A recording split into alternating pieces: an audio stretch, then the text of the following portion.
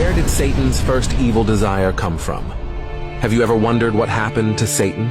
How did he transform from Lucifer, a perfect angel of God, to Satan, his greatest adversary?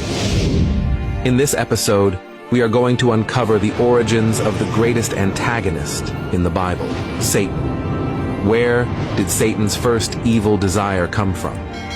How did a being created in the splendor of holiness fall into the depths of wickedness?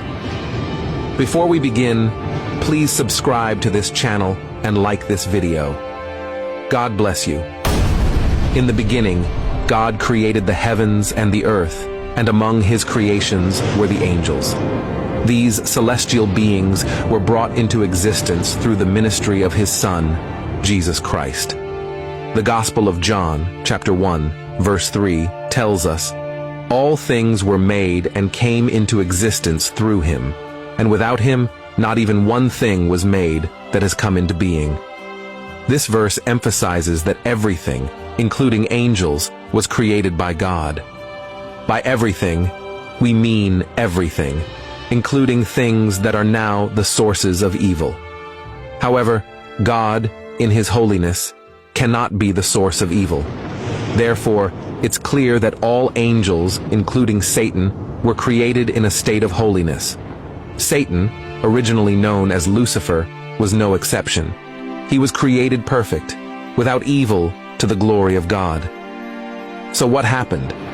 How does such a celestial being become the purveyor of evil? How did Satan fall from the grace of God? To understand Satan's fall, we first need to understand his original state. Two significant chapters that give us insight into this are Ezekiel 28, verses 12 to 17, and Isaiah 14, verses 12 to 15. Ezekiel says of Satan, "You were the seal of perfection, full of wisdom and perfect in beauty. You were in Eden, the garden of God. Every precious stone adorned you, carnelian, chrysolite and emerald, topaz, onyx and jasper, lapis lazuli, turquoise and beryl. Your settings and mountings were made of gold. On the day you were created, they were prepared. You were anointed as a guardian cherub, for so I ordained you. You were on the holy mount of God. You walked among the fiery stones. You were blameless in your ways from the day you were created till wickedness was found in you. Through your widespread trade, you were filled with violence, and you sinned. So I drove you in disgrace from the mount of God, and I expelled you, guardian cherub, from among the fiery stones. Your heart became proud on account of your beauty, and you corrupted your wisdom because of your splendor. So I threw you to the earth. I made a spectacle of you before kings." Ezekiel 28, verses 12 to 17. Prophet Isaiah was even more poignant. He said of Satan, "How you have fallen from heaven, morning star, son of the dawn. You have been cast down to the earth, you who once laid low the nations. You said in your heart, I will ascend to the heavens. I will raise my throne above the stars of God. I will sit enthroned on the mount of assembly, on the utmost heights of Mount Zaphon. I will ascend above the tops of the clouds. I will make myself like the Most High. But you are brought down to the realm of the dead, to the depths of the pit." Isaiah 14, verses 12 to 15. These passages tell us what we need to know about Satan's pre-fall condition and subsequent rebellion. Ezekiel says he was the seal of perfection, full of wisdom and perfect in beauty. Lucifer was created as a magnificent being. He belonged to the cherub class of angels, which is considered to be of the highest order.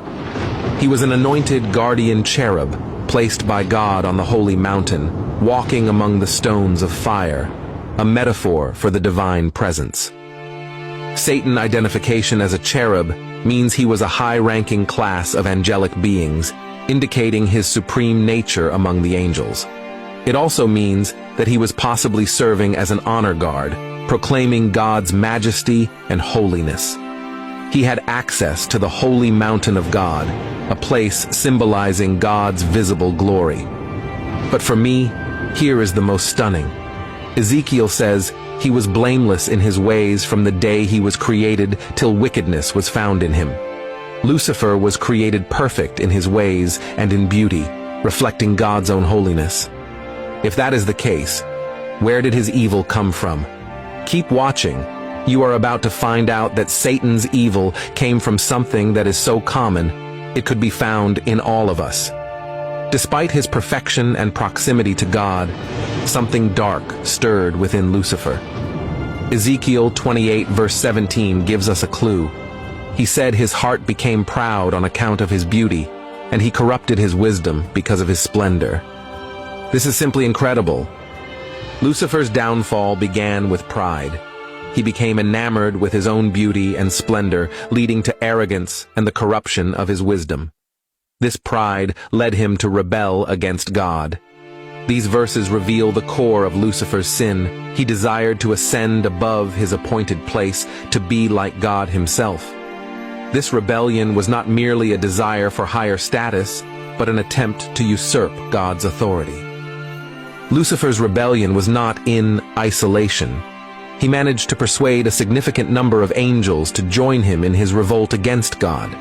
Revelation 12 verses 4 suggests that a third of the angels followed him. Imagine that. 1 out of every 3 angels joined Satan to propagate evil. These fallen angels, now known as demons, share in Satan's fate. Ezekiel describes the consequence of Lucifer's sin. He said God drove him in disgrace from the mount of God, and I expelled him, guardian cherub, from among the fiery stones. God